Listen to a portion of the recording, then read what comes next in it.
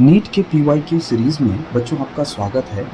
हम लोग विगत 10 से 12 वर्षों में पूछे गए नीट के सभी प्रश्नों को चैप्टर वाइज हल करेंगे। इस प्रश्न में कह रहा है कि the dimension of ml t to the power -2 a to the power -2 belong to the, और 4 ऑप्शंस हमारे पास अवेलेबल है। हम जानते हैं कि दो मैग्नेटिक पोल को अगर r डिस्टेंस पे रखा जाए तो उनके बीच जो लगने वाला मैग्नेटिक फोर्स होता है, that magnetic force is equal to mu naught by 4 pi into product of their pole strength divided by square of the distance between them। जहाँ पर म्यू नॉट ही जो है ये मैग्नेटिक परमिएबिलिटी है जो कि पहले ऑप्शन में दिया गया है। यहाँ से हमें चूंकि मैग्नेटिक परमिएबिलिटी के डायमेंशन को चेक करना है कि गिवन डायमेंशन जो है वो मैग्नेटिक परमिएबिलिटी की है या नहीं, इसलिए हमें इस फॉर्मूले को मैग्नेटिक परमिएबिलिटी के फॉर्मूले में डिराइव करनी पड़ेगी। तो यहाँ से अगर मैं लिखूँ तो mu naught can be written as is equal to magnetic force Fm into 4 pi into r square divided by m1 into m2। तो जो डायमेंशन ऑफ म्यू नॉट होगा, dimension of mu naught that is equal to dimension of magnetic force. कोई भी force हो उसका dimension हम लोग जानते हैं ml t to the power -2 होता है। 4 पाई एक डायमेंशनलेस क्वांटिटी है, इसलिए इसकी कोई डायमेंशन होगी नहीं। r जो है वो डिस्टेंस बिटवीन द पोल्स है, चूँकि ये डिस्टेंस है यानी कि इसकी डायमेंशन लेंथ होगी, और स्क्वायर है इसलिए हम स्क्वायर डालेंगे। नीचे में डिनोमिनेटर में product of the pole strength है। हम जानते हैं कि जो पोल स्ट्रेंथ की यूनिट होती है, पोल स्ट्रेंथ की जो यूनिट होती है वो एम्पियर मीटर होता है। एम्पियर मीटर कहने का मतलब, चूँकि यहाँ पर दो पोल स्ट्रेंथ का प्रोडक्ट है तो ये हो जाएगा ampere square, and metre square मतलब लेंथ का स्क्वायर। इसको जब सॉल्व करेंगे तो हमारे पास जो डायमेंशन निकल करके आएगी वो होगी m, l और l स्क्वायर l क्यूब, और ये पावर में -2 यानी l 3 टू द पावर -2 1 आएगा, t टू द पावर -2, और ये a स्क्वायर ऊपर जाएगा, it will become a to the power -2। तो जो गिवन जो डायमेंशन है हमारे पास में वो पहले ही ऑप्शन यानी मैग्नेटिक परमिएबिलिटी की डायमेंशन से मैच खाती है। इसका मतलब हमें फर्दर जो ऑप्शन है उसको चेक करने की ज़रूरत नहीं है। इस क्वेश्चन का, जो कि नीट 2022 में पूछा गया क्वेश्चन था यूनिट एंड डायमेंशन चैप्टर से, इसका आंसर जो है वो पहला ही ऑप्शन होगा, यानी कि first, magnetic permeability. Magnetic permeability. यहाँ पर अगर आप देखेंगे तो हमें कुछ physical quantities left hand side में दिए गए हैं और राइट हैंड साइड में हमें डायमेंशन दिए गए हैं। इन सारे फिजिकल क्वांटिटीज़ में अगर आप देखें तो पहला ग्रेविटेशनल कांस्टेंट है, उसके बाद ग्रेविटेशनल पोटेंशियल एनर्जी है, फिर ग्रेविटेशनल पोटेंशियल है, फिर ग्रेविटेशनल इंटेंसिटी है, और राइट हैंड साइड में इनके कुछ डायमेंशंस दिए गए हैं। इन सब में से हमें ग्रेविटेशनल फील्ड इंटेंसिटी अगर आपको पता होगा, that is the force experienced by unit mass होता है, और force experienced by unit mass acceleration भी होता है। अगर आप ग्रेविटेशनल फोर्स देखेंगे तो G capital M small m by r square, और ये स्मॉल m नीचे आ जाएगा। तो यहाँ से अगर स्मॉल m कैंसिल हो जाएगी तो जो एक्सप्रेशन निकल के आएगा that is G capital M by r square, और ये एक्सप्रेशन जो है ये एक्सेलरेशन ड्यू टू ग्रेविटी का होता है। मतलब इसका जो यूनिट होती है वो मीटर पर सेकेंड स्क्वायर या सेंटीमीटर पर सेकेंड स्क्वायर होता है। यानी अगर इसकी हम डायमेंशन की बात करें तो डायमेंशन आपका आ जाएगा l t to the power -2। तो यहाँ पर एक चीज़ हमें पता चला है कि इसकी जो डायमेंशन ग्रेविटेशनल इंटेंसिटी की होगी वो l t to the power -2 होगी, यानी कि D का जो होगा वो ऑप्शन 3 होगा। इनमें से अगर आप ग्रेविटेशनल पोटेंशियल एनर्जी की बात करें तो हम लोग जानते हैं कि किसी भी तरह का एनर्जी जो है उसका जो डायमेंशन होता है वो वर्क डन के बराबर होता है, और वर्क डन का डायमेंशन हम जानते हैं ml2 t to the power -2 होता है। तो ग्रेविटेशनल पोटेंशियल एनर्जी की जो डायमेंशन होगी वो आपको दिख जाएगा ml2 t to the power -2, यानी कि फोर्थ ऑप्शन में है, यानी बी का 4 नंबर ऑप्शन होगा। अब बाकी का जैसे ग्रेविटेशनल कांस्टेंट और ग्रेविटेशनल पोटेंशियल का डायमेंशन मुझे नहीं याद है, फिर भी मैं इसमें से करेक्ट ऑप्शन चूज कर सकता हूँ। अगर आप ध्यान से देखेंगे तो इसमें से कितने ऑप्शंस ऐसे हैं जो डी का 3 है। तो अगर आप देखेंगे तो पहला 3 जो है वो डी का 3 है, यानी कि इन तीनों में से ही एक करेक्ट ऑप्शन होगा, पहला वाला ऑप्शन होने का कोई भी चांस नहीं है। अब हमें ये पता करने के लिए इन तीनों में से कौन है, तो हम देखेंगे कि इन तीनों ऑप्शंस में से किसका जो है बी का 4 दिया गया है। तो अगर आप देखेंगे जो फोर्थ ऑप्शन दिया गया है उसमें बी का 4 दिया गया है, जबकि तीसरे में बी का 1 दिया गया है और दूसरे में बी का 2 दिया गया है। तो बी का ना 2 करेक्ट ऑप्शन है ना 1 करेक्ट ऑप्शन है, तो एक ही जो ऑप्शन हमें दिखता है जहाँ पर बी का 4 ऑप्शन दिया गया है, यानी कि इस क्वेश्चन का जो करेक्ट आंसर होगा वो ऑप्शन 4 होगा।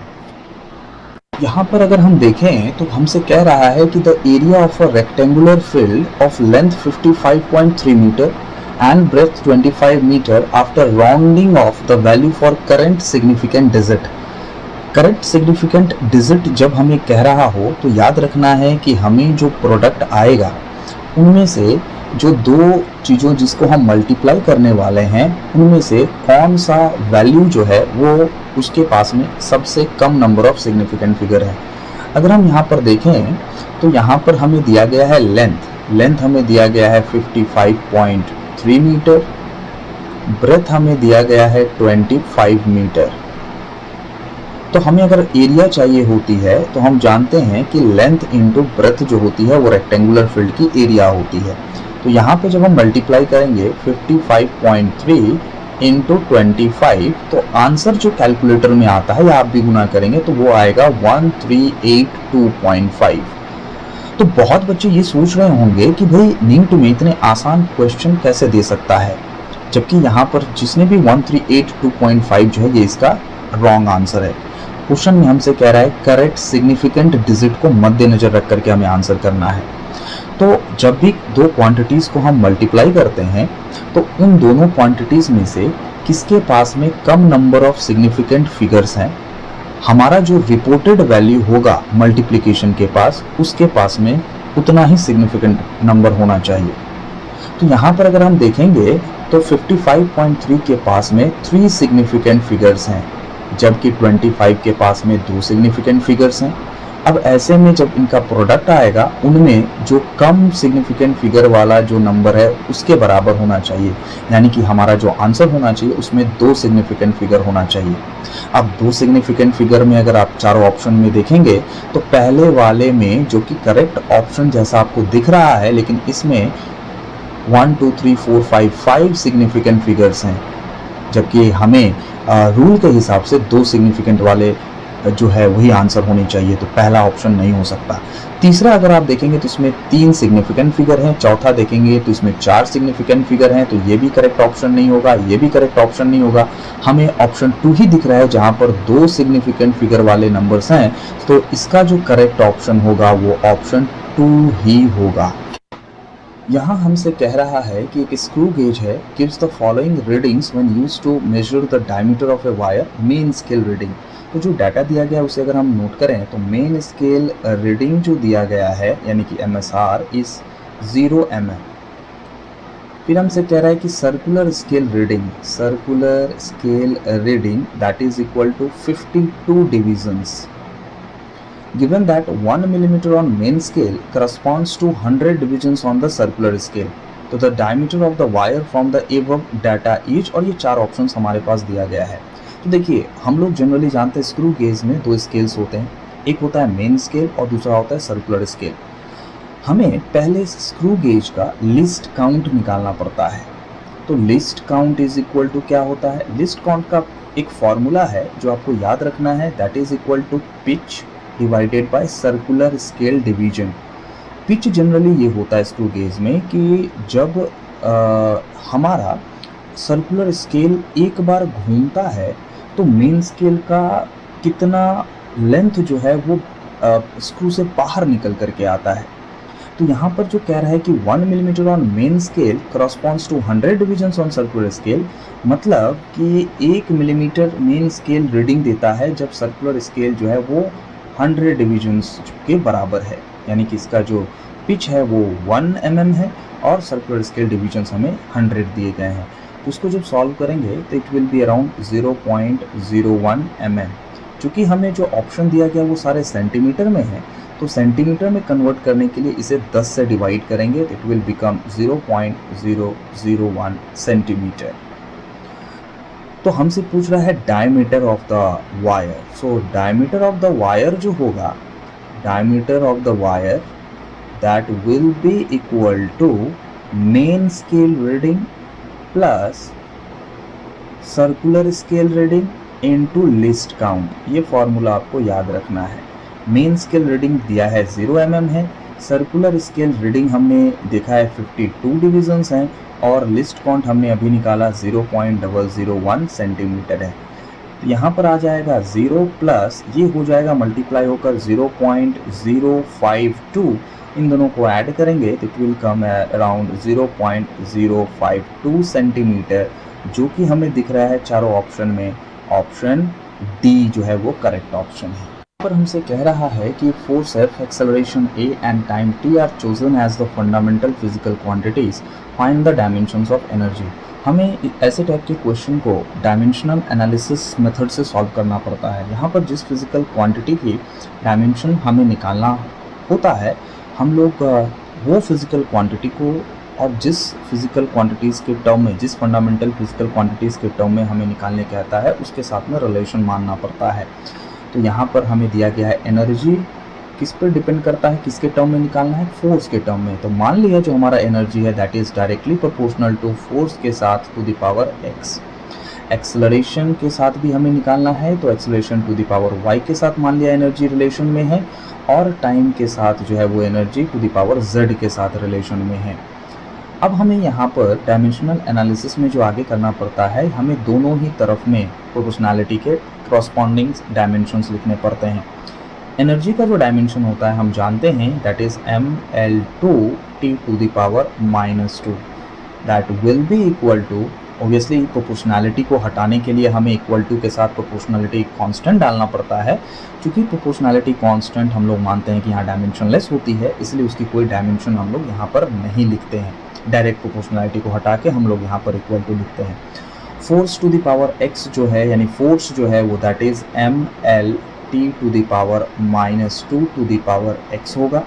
एक्सेलरेशन हम जानते हैं मीटर पर सेकेंड स्क्वायर यूनिट होती है, तो LT to the power -2 to the power y, और टाइम जो है वो खुद आपका दिया गया है, तो वो time to the power z।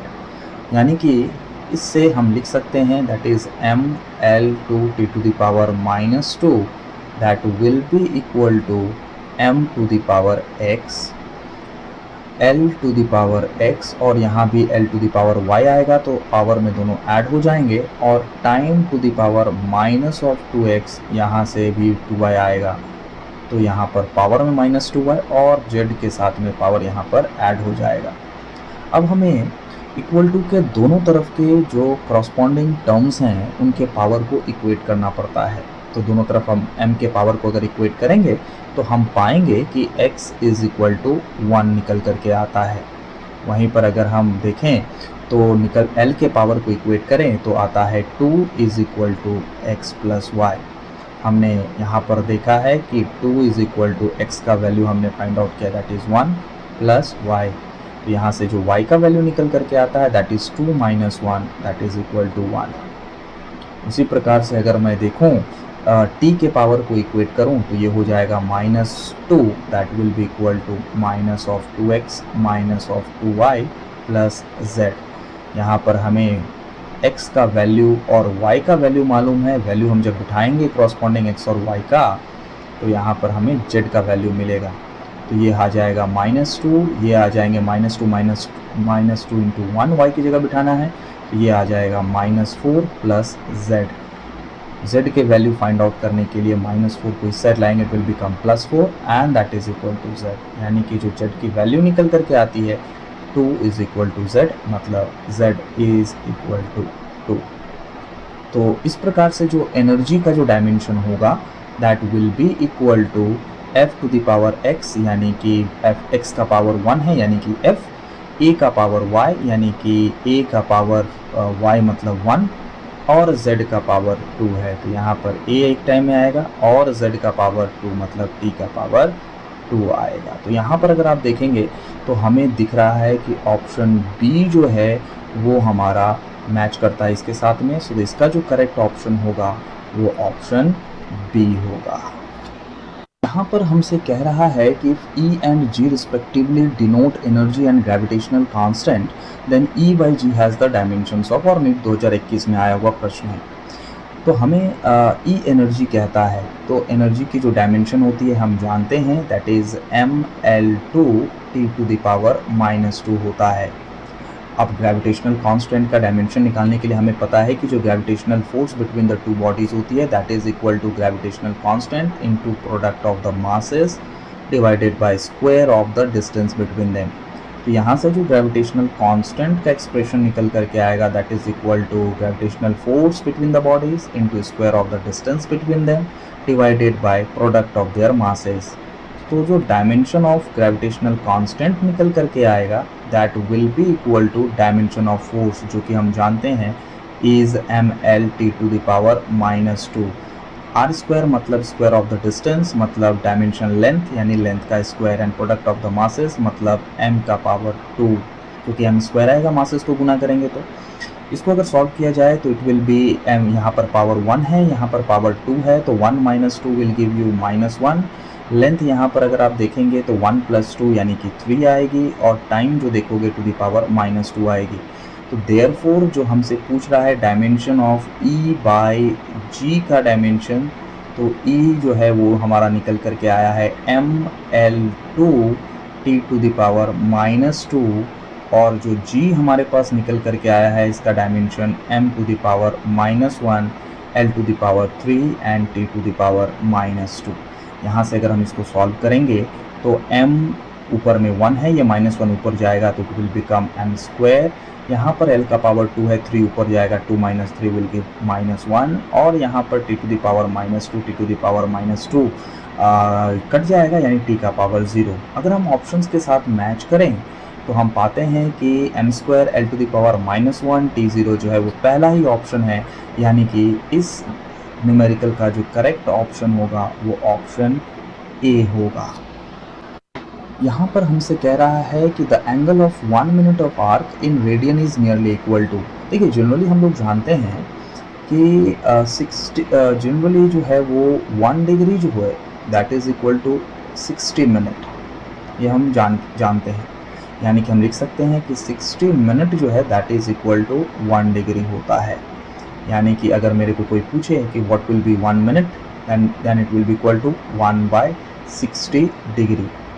अब डिग्री को रेडियन में कन्वर्ट करने के लिए हम लोग जानते हैं कि उसे π/180 से मल्टीप्लाई करना पड़ता है। अब यहाँ पर पाई का जो वैल्यू आएगा दैट विल बी 3.14, और जो है 18 × 6 = 108 एंड 00 हमें बिठाना पड़ेगा। इसको जब डिवाइड देंगे तो हमें जो आंसर लगभग निकल करके आएगा दैट विल बी 2.91 × 10⁻⁻4 रेडियन के आसपास। तो ऑब्वियसली सी बात है यहाँ पर ऑप्शन में अगर हम देखें तो ऑप्शन ए जो है वो हमारा करेक्ट ऑप्शन दिख रहा है। तो इस ऑप्शन का, इस क्वेश्चन का जो करेक्ट ऑप्शन होगा वो ऑप्शन ए होगा।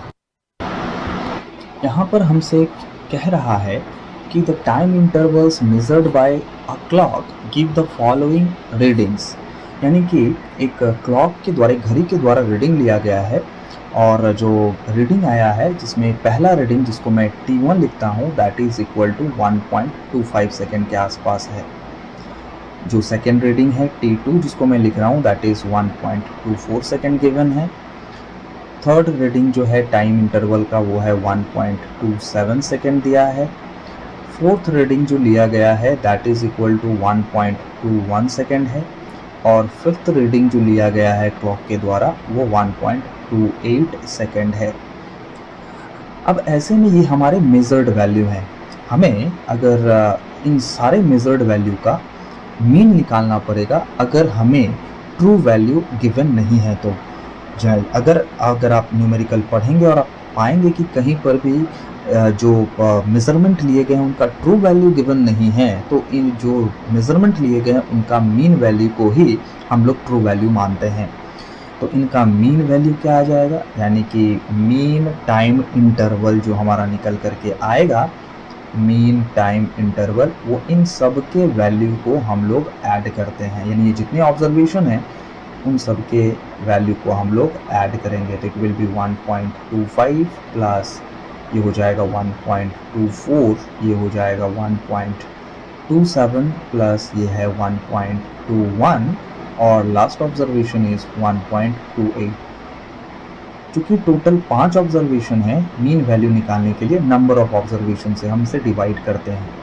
इसकी जो वैल्यू तकरीबन निकल करके आएगी न्यूमरेटर की, वो तकरीबन 6.25 के आसपास आएगी।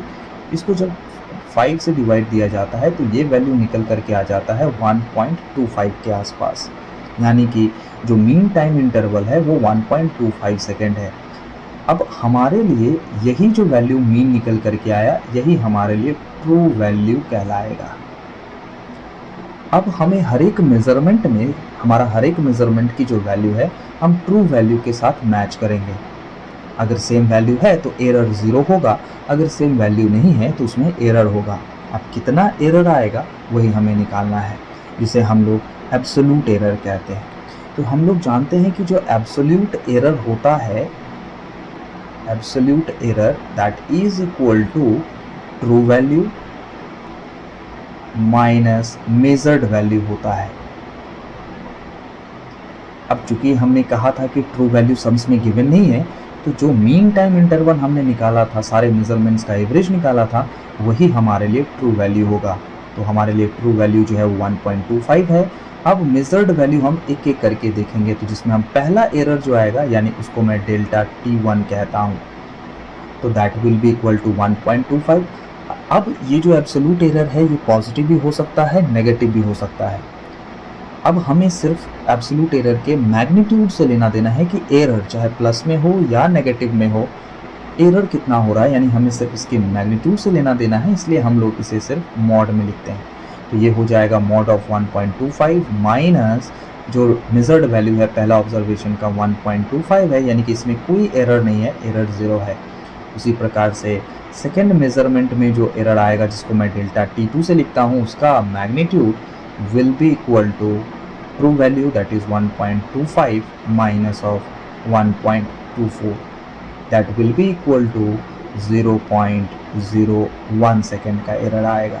एब्सोल्यूट एरर चूँकि true value minus measured value same physical quantity की है, इसलिए एब्सोल्यूट एरर की भी यूनिट वही होती है जिस फिजिकल क्वांटिटी में हम एरर निकाल रहे हैं, यानी यहाँ पर समय, यहाँ पर हमारी फिजिकल क्वांटिटी है, तो एब्सोल्यूट एरर का भी यूनिट सेकेंड ही होगा।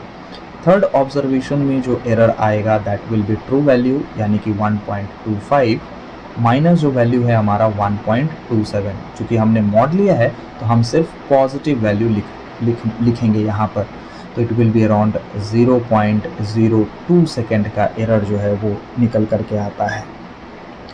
उसी प्रकार से अगर थर्ड ऑब्जर्वेशन को हम देखें तो that is equal to true value is 1.25 minus of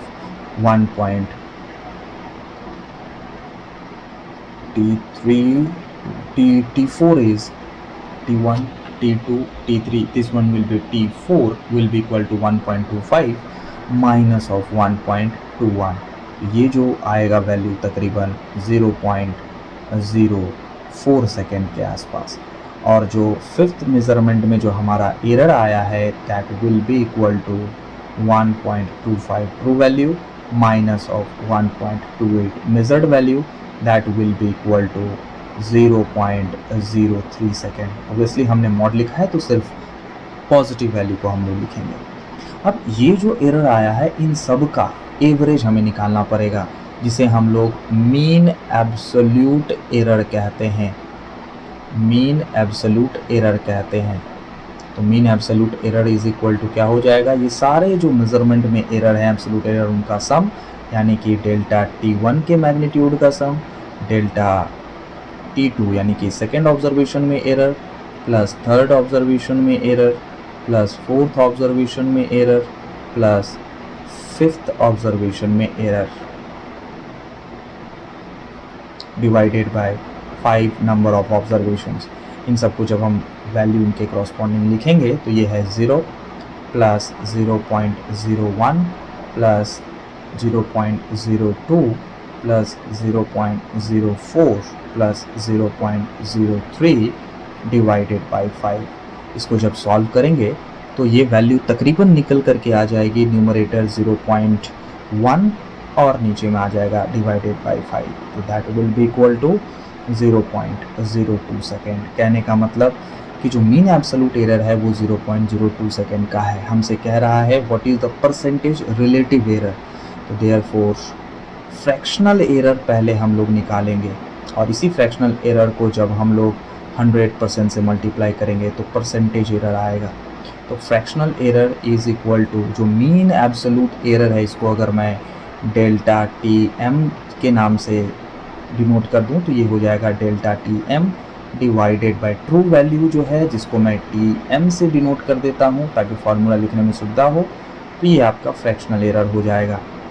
तो ये आ जाएगा तकरीबन 0.02 जो ये हमने निकाला है यहाँ पर, डिवाइडेड बाय मीन वैल्यू हमने इधर निकाला है 1.25। तो देयरफॉर परसेंटेज रिलेटिव एरर जो होगी, percentage relative error that is equal to fractional error multiplied by 100%। इसको जब सॉल्व करेंगे तो ये जो फ्रैक्शनल एरर है हमारे पास 0.02 डिवाइडेड बाय 1.25, इसी को 100% से मल्टीप्लाई करेंगे। ये जो वैल्यू निकल करके आएगी दैट विल बी अराउंड 1.6% के आसपास। तो ऑप्शन में अगर हम देखेंगे तो ये जो है हमारा डी ऑप्शन जो है ये इसके साथ मैच करता है, यानी कि हमारा इस क्वेश्चन का जो करेक्ट ऑप्शन होगा वो ऑप्शन डी होगा। यहाँ पर हमसे कह रहा है कि एक स्क्रू गेज है जिसका लिस्ट काउंट 0.01 मिलीमीटर है। तो लिस्ट काउंट हम लोग लिख लेते हैं, that is equal to 0.01 millimetre, और हमसे कह रहा है कि there are 50 divisions on its circular scale the pitch of the screw. Least count का हम लोग फार्मूला जानते हैं, that is equal to pitch by circular scale division. हमने इससे पहले जो सम्स बनाए हैं इसी वीडियो सीरीज़ में, उसमें भी ऐसे सम्स आए थे, वहाँ पर भी मैंने फार्मूला का जिक्र किया था कि least count is equal to pitch by circular scale division, that is equal to 0.01। हमसे पिच पूछ रहा है तो यानी पिच को पी ही लिखेंगे, और सर्कुलर स्केल डिवीजन दिया गया है 50, तो ये नीचे में आ जाएगा 50, दैट इज़ इक्वल टू 0.01। तो यहाँ पर जो पिच निकल करके आएगी दैट इज़ 0.01 मल्टीप्लाइड बाय 50। इसको जब मल्टीप्लाई करेंगे तो ये आ जाएगा 0.5 mm के आसपास, यानी कि अगर ऑप्शंस में मैच करें हम तो हमें ऑप्शन बी जो दिख रहा है वो इसका करेक्ट ऑप्शन है। तो option B will be the correct option. यहाँ हमसे कह रहा है कि taking into account of the significant figures what is the value of 9.99 minus 0.0099 metre. तो पहले तो मैं इन दोनों को सब्ट्रैक्ट करता हूँ, तो यहाँ पर आ जाएगा 9.99 और यहाँ पर आ जाएगा 0.0099। यहाँ पर ब्लैंक स्पेसेस है तो यहाँ पर मैं 00 कर देता हूँ। जब इन दोनों को सब्ट्रैक्ट किया जाएगा तो यहाँ पर आ जाएगा 1, यहाँ पर आ जाएगा 0, यहाँ पर आ जाएगा 8, यहाँ पर आ जाएगा 9 और यहाँ पर आ जाएगा ये। तो this is the actual difference, लेकिन हमें इसमें सिग्निफिकेंट फिगर को भी ध्यान में रखना है। तो जो रिपोर्टेड वैल्यू होगी उसमें कुछ नियम हमें मानने पड़ते हैं। सिग्निफिकेंट फिगर को जब ध्यान में रखा जाता है तो जो रिपोर्टेड वैल्यू होगा, यानी कि यहाँ पर जो आपका आंसर होगा, उसमें हम देखेंगे कि जो दो नंबर को हम सब्ट्रैक्ट कर रहे हैं उसमें जो कम नंबर ऑफ डेसिमल प्लेसेस किस में है। अगर इसमें देखें तो डेसिमल के बाद इसके पास में 2 नंबर्स हैं, जबकि इसमें डेसिमल के बाद टोटल हमारे पास 4 नंबर्स हैं। तो यहाँ पर एडिशन या फिर डिफरेंस करने के बाद डेसिमल के पास जिस नंबर के पास में कम जो है डेसिमल प्लेसेस होंगे, सबसे कम डिफरेंस में, हमें रिपोर्टेड वैल्यू को डेसिमल के बाद उतनी ही वैल्यू दे करके छोड़नी है। तो चूंकि यहाँ पर हम देख रहे हैं डेसिमल के बाद 2 नंबर हैं, तो हमारा जो रिपोर्टेड वैल्यू होगा वो भी डेसिमल के बाद 2 नंबर ही होगा, यानी कि जो रिपोर्टेड वैल्यू होगा दैट विल बी 9.98, और ऑब्वियसली 8 के बाद 0 है यानी कि 5 से ज़्यादा नहीं है ताकि मैं इसको राउंडिंग ऑफ करूं, तो correct value will be 9.98 metre, जो कि हमें ऑप्शन में दिख रहा है कि ये ऑप्शन जो है ए है, यानी कि इस क्वेश्चन का जो करेक्ट आंसर होगा वो ऑप्शन ए होगा। यहाँ हमसे कह रहा है कि डायमेंशन ऑफ स्ट्रेस आर, हम जानते हैं कि जो स्ट्रेस होता है that is equal to force by area. हम जानते हैं कि फोर्स जो होता है उसका डायमेंशन इज mL t⁻², और एरिया जो होगा वो L²। तो यहाँ पर जो निकल करके आएगा mL1, ये 2 जाएगा ऊपर यानी 1 - 2 -1 t⁻², यानी कि अगर ऑप्शन से हम मिलान करें तो हमें दिख रहा है कि mL1 mL⁻⁻1 t⁻², option C है, यानी इस क्वेश्चन का जो करेक्ट आंसर होगा वो आंसर सी होगा।